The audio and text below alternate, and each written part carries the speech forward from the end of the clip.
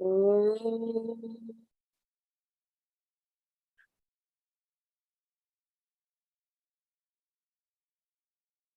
Om.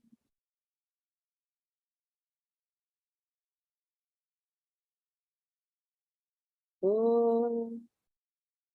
Saishwaraya Vidmahe Satyadevaya Dhimahi Tanna Sarva Prachodayat. Om Saishwaraya Vidmahe Satyadevaya Dhimahi Tanna Sarva Prachodayat. Om Saishwaraya Vidmahe Satyadevaya Dhimahi Tanna Sarva Prachodayat. Om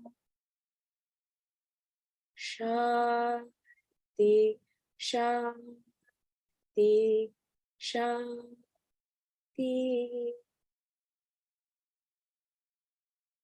Sairam, we will start with the Sandarshan section on chapter 1, where we left off yesterday. Om Shri Sairam. Sandarshan. Nagar Sankirtan is over, and it is time now for Sandarshan, that is public audience, familiarly known as Darshan of Bhagavan. Eager devotees are now entering the audience hall and taking seats in well-ordered rows.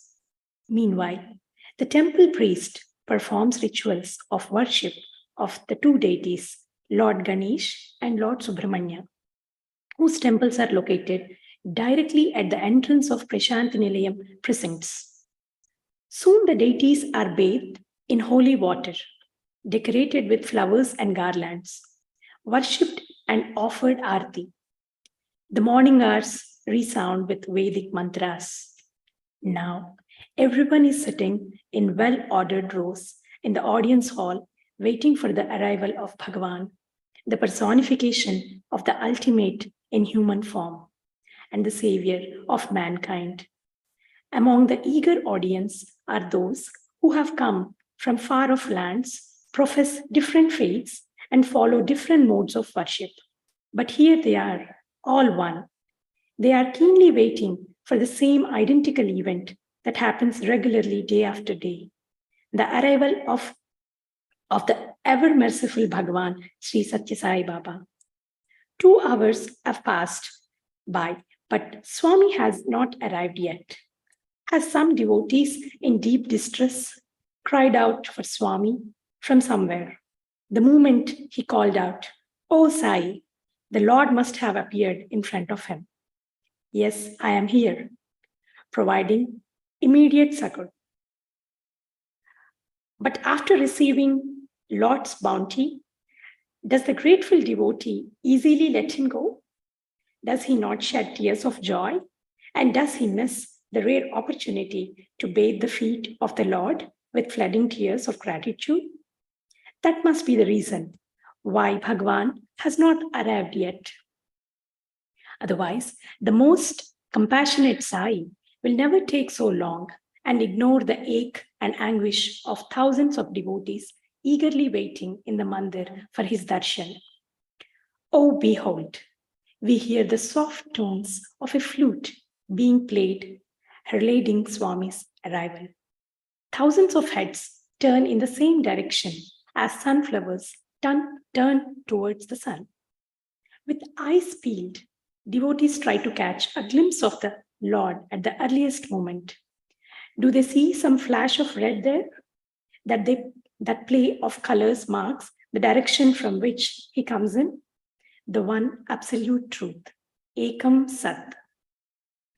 What a glorious sight it is, clad in effulgent flame, hued garments, mercy and compassion taken physical form, personification of grace, showering gentle smile of indescribable charm. Bhagavan Sri Satyasai is slowly moving in and going along the rows of devotees.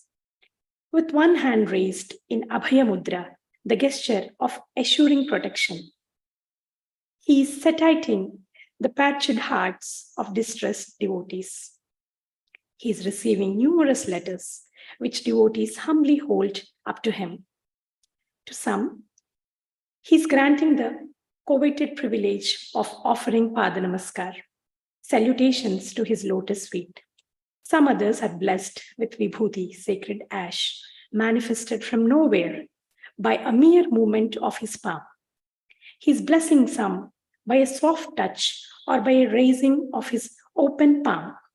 The scene is beyond description, a sight for the gods. Swami has been described by scholars as Mauna Vyakhya Prakatita Parabrahma Tattvam, which may be translated as supreme divinity manifested through silence. Swami does not speak much, but every devotee finds that all his doubts are cleared and misgivings dissolved. All his worries get resolved, and he sets his eyes on Swami. His whole being is inundated with Shanti, Karuna, tenderness and compassion, and Prema, love. Every person there is thinking alike. How many days and years have I longed for this moment of darshan of Swami? The ever-merciful Lord is now nearing me in flesh and blood. He is close at hand. Let my eyes be satiated with this glorious sight. Let not my tears of joy come in the way and obstruct my vision. My mind has gone crazy in longing for him for years and years. Here is the blessed moment. The divine beauty is close by. Let my eyes and my mind be feasted. My body has lost its sense of touch in waiting so long for him. Here are the Lord's lotus feet. Now that they are within reach, let my body revive itself by touching those divine feet here and now. Oh no, my body doesn't move. My tongue too refuses to move and talk to Bhagavan. All these, my own eyes, my own mind, my own body, even my own tongue are failing me at this crucial moment. Tears are obstructing my vision. My tongue is tired. My body is forgetting itself because of profound joy. Such is the power of the Sai personality. A mere look at the Lord, the ever-merciful, is sufficient to fill one and all with unparalleled peace and equanimity, and unruffled, sustained inner happiness. As we set our eyes on Baba's form, something he himself had said regarding the nature of his divinity rings in our ears. I willed, he once declared, for my own pleasure to create this vast universe. Before that, there was none to understand me. I merely willed, that's all. Mountains rose, rivers flowed, the earth below and the sky above took form. Oceans rolled, the sun, the moon, deserts, everything took shape to demonstrate my existence. Humans, animals, birds, all living beings began to speak, to hear, and to move about. Man was accorded primacy. I equipped the human brain with my own discriminative wisdom, Vijnan. What a revelation, what profundity. Reflecting on these words will elevate us to highest echelons of spirituality. After fascinating the assembled gathering by his audience, Bhagavan slowly walks past rows of school children seated on the veranda of Mandir. Despite his age, in the present physical form, Swami makes himself available to devotees every morning as regularly as the sun does. Often, we feel quite distressed at the trouble we give him. Meanwhile, Swami selects a few persons of personal interview, conducts them one by one into the interview room, and then, with a pleasing smile on his lips, goes himself. The morning darshan is over.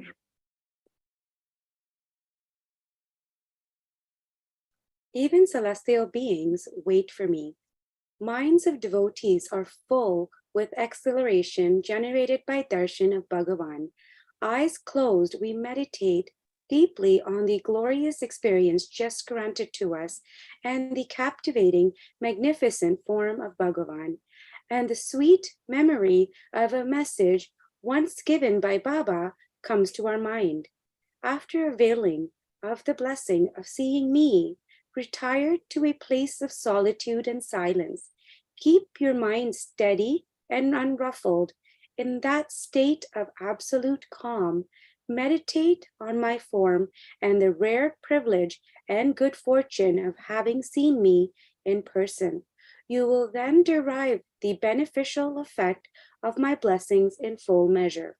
While you may enter into the stillness and receive the completion of my blessings, my energy goes from me to you as I move past you during public audience. My divine power radiates into your whole being. If you begin talking immediately thereafter, instead of observing silent meditation, the precious energy is dissipated and returns back to me without leaving its beneficial impact on you. Whomsoever I look upon undergoes a change for the better and acquires a new potency, which continues to gain strength day after day. Never underestimate the beneficial effects of having my darshan.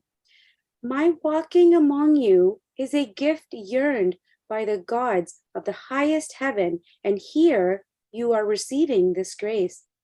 Doubt not that you have come by this godly boon as a reward for the spiritual merit of your earlier lives. Even celestial beings wait patiently for my darshan. On the other hand, this rare privilege is within your reach day after day. Never forget that this is all due to the merit of your previous lives. These blessings you receive will express themselves in perfect time. Then they will blossom and bear fruit. What a wonderful assurance! Even celestial beings wait patiently for my darshan. These words bring to us recollection of a couple of fantastic events. Pedda Bottu's experience. There was an ardent devotee of Sri Shirdi Sai Baba by name Gali Sharada Devi. She had spent several years in close proximity to him. More than 20 years after Shirdi Sai emerged in the infinite, she happened to meet Sri Satya Sai and he summoned her to Puttaparthi. In due course, she was provided regular accommodation in Prashanti Nilayam. Bhagavan also gave her a pet name, Pedda Bottu, as a term of endearment. The word means big bindi, as she used to wear an unusually large mark of vermilion kumkum on her forehead. It so happened that in the early hours of a morning, she was sitting in meditation under the Tapovriksham in Puttaparthi. It was still dark. She happened to close her eyes and suddenly saw something unbelievable. Celestial women were moving in the sky above the Prashanti Mandir. They radiated brilliant white light as they traveled over the hills toward the east.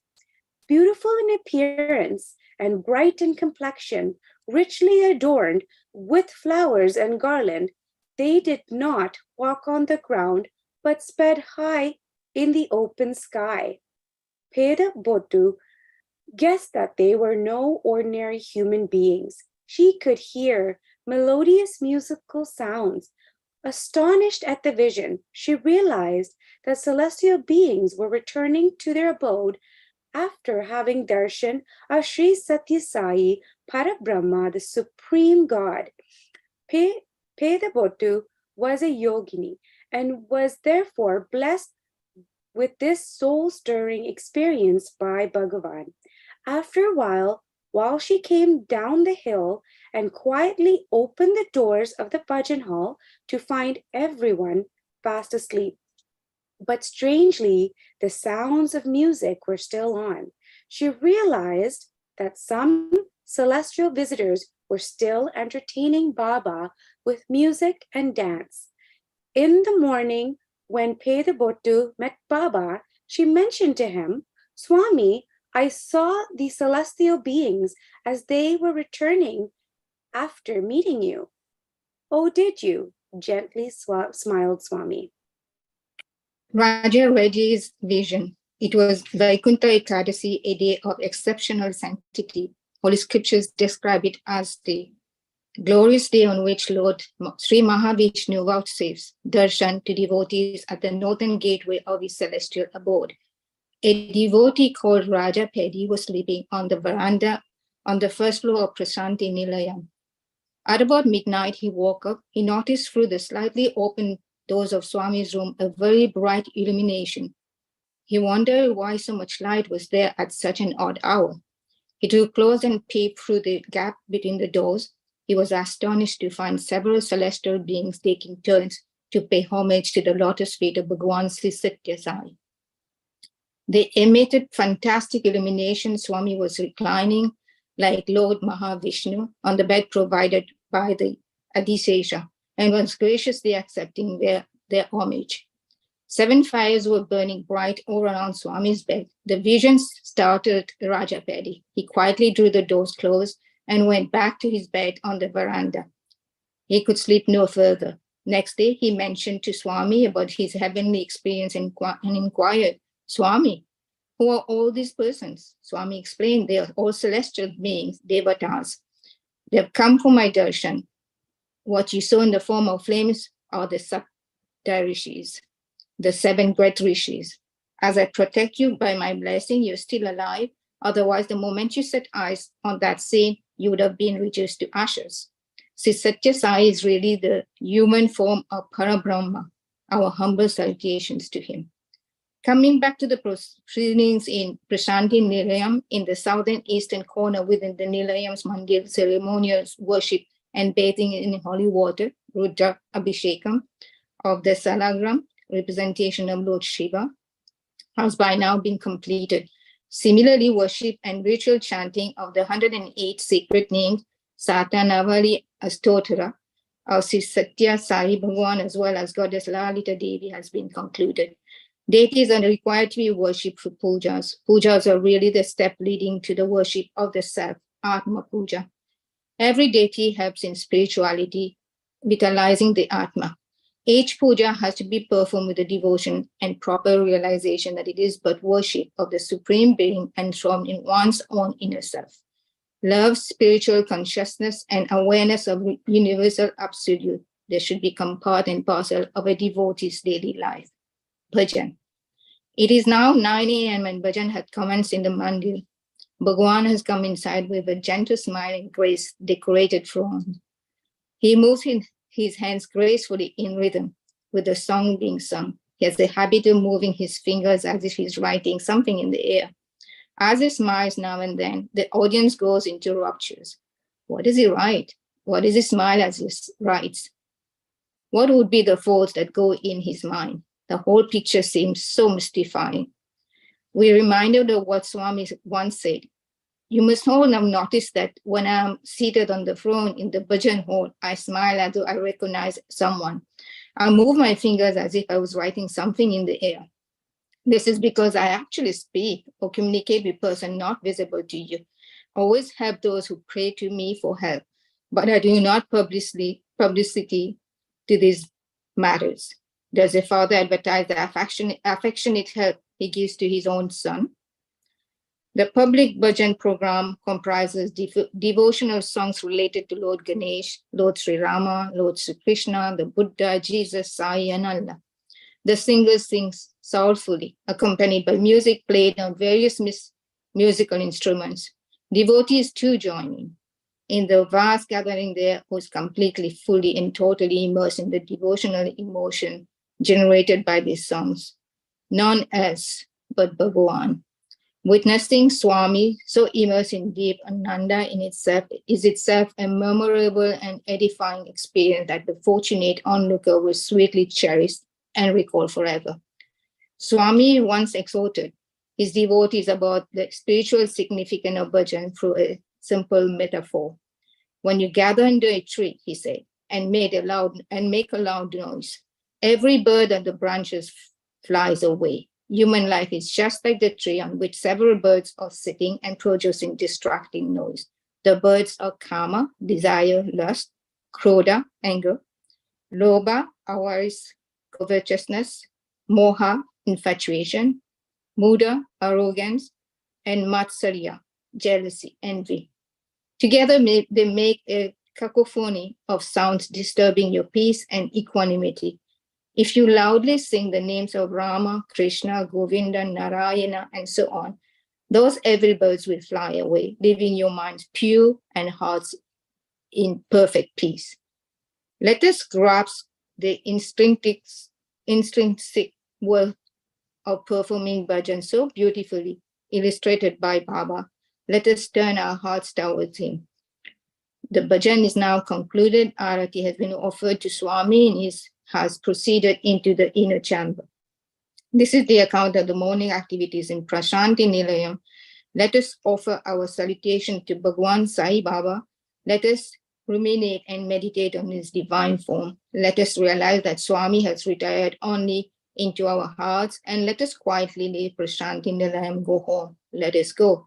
Om Shri Satya Para Brahmane Namaha. Shanti, Shanti, Shanti.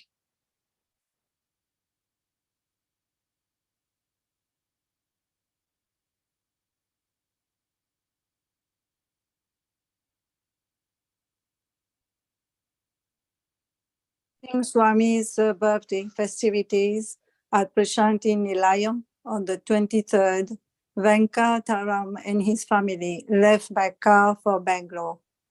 When they reached the village Adipalli on the way, there was a crisis as their little girl, Geeta Sudha, was found to have stopped breathing. The family felt that she was on the verge of dying, if not already dead. In their agony, the family members looked around for help. An old man, apparently a farmer, appeared from nowhere. He drew near and took the baby in his arms. At his touch, miraculously, the girl showed signs of life and cried. They were surprised to see the girl, whom they thought dead, come back to life so suddenly. Venkataram, the father of the little girl, was overjoyed and, as a mark of gratitude, offered a rupee to the unknown benefactor. The old man politely refused it. When Venkataram asked for his name, he said that he was known as Jodi, Adipalli, Somappa. Later on, Swami narrated this incident to Sri Kasturi. I went there in the form of an old villager, he said, and it was I who gave life back to the dead child. Sri Kasturi wanted to know why Swami had thought of that peculiar name and whether any significance was attached to it. Swami explained, Adipalli means the pristine village, the original one, which is nothing but Kailasam, Lord Shiva's abode. Jodi means a couple. Somappa Sa plus Uma means Lord Shiva together with Uma. His consort, Sri Satya Sai Bhagwan, thus revealed his real identity, that he is the personification of Lord Shiva and Goddess Sakti, Shiva Sakti. On another occasion, Swami asked someone by name Kailasam what would his name mean. He was somewhat taken aback as he didn't know. He struggled in vain for a whole week, searching for the answer to Swami's question. Then Swami himself explained to him, Kailasam means the cleanest, purest, flawless crystal. It is also a symbol of the purest, untainted heart. Lord Shiva chose Kailasam as his celestial residence, and he also resides in a pure heart. Prema Kuteeram. There stands on the highway close to the Adipalli a building called Prema Kuteeram, the cottage of love, and in its vicinity stands the marvelous structure celebrated at Sarvadharma Stupam, incorporating the cardinal principles of all the religions of the world. It was not known as Prema Kuteeram at that time. It was established in 1980. It was then known as Sri Satya Sai Seva Sibiram Service Camp. The organizers were Sai devotees, and they used to serve refreshments to pilgrims on their way to Prashanti Nilayam to attend the festivities there, and also on their way back. By virtue of its dedicated service, the Sibiram received Baba's special appreciation and blessings. On 30th November 1980, Swami visited the Sibiram and told the organizers, "My blessings are always available in plenty to whosoever is dedicated to doing good." Inspired by Swami's blessings, the Sibiram widened its activities with renewed vigor. In due course, the Sarva Dharma Samavaya Trust also came into being. It devoted itself to the establishment of a Seva Sadhan orphanage and an aged people's home. It so happened that Mrs. Anjali Devi, the celebrated Telugu film actress, Miss P. Shushila, the well-known singer, and some others were on their way to Puttarpatti. The organizers greeted them and requested them to stop for a while and accept prasadam, refreshment blessed by the Lord, provided at the Sibiram. But the famed travelers did not appreciate the nice gesture. They mistook the host to be the usual run of cinema fans who were always eager to rub their shoulders with film folk, disdaining the kindly offer. They went their way. When they were with Swami later, he gently admonished them, "I am present not only in Prashanti Nilayam, but also in the Seva Sibiram in Bagipati." The lesson went home. On their return journey, they made it a point to stop at the Sibiram.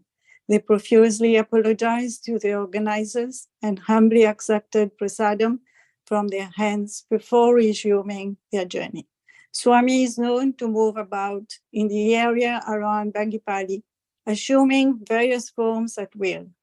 No doubt he does this for the well-being of the residents there. On 7th June 1996, Swami inaugurated the aged people's home there. He announced, "The Sibiram is Prema Kuteeram, Sri Satya Sai Prema Kuteeram." Ever since, it has been known by that name. The sacred touch of his lotus feet has often sanctified the Prema Kuteeram. On 11th June 2000, Bhagwan again visited Prema Kuteeram and, to the pleasure of the devotees, declared open the rest house for the aged, the temple for Lord Ganesh, and the cow shed. Sairam. Sairam. Sairam. Thank you, Auntie Ratna, Auntie Mala, and Sister Vasta for reciting the sections for today. So we will end off with Samasta Loka, and we will see you all tomorrow at 9 p.m. to continue from where we have left off.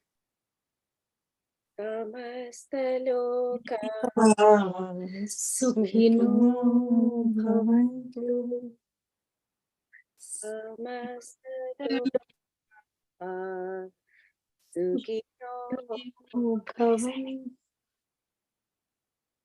Samasta Loka Sukhino Bhavantu.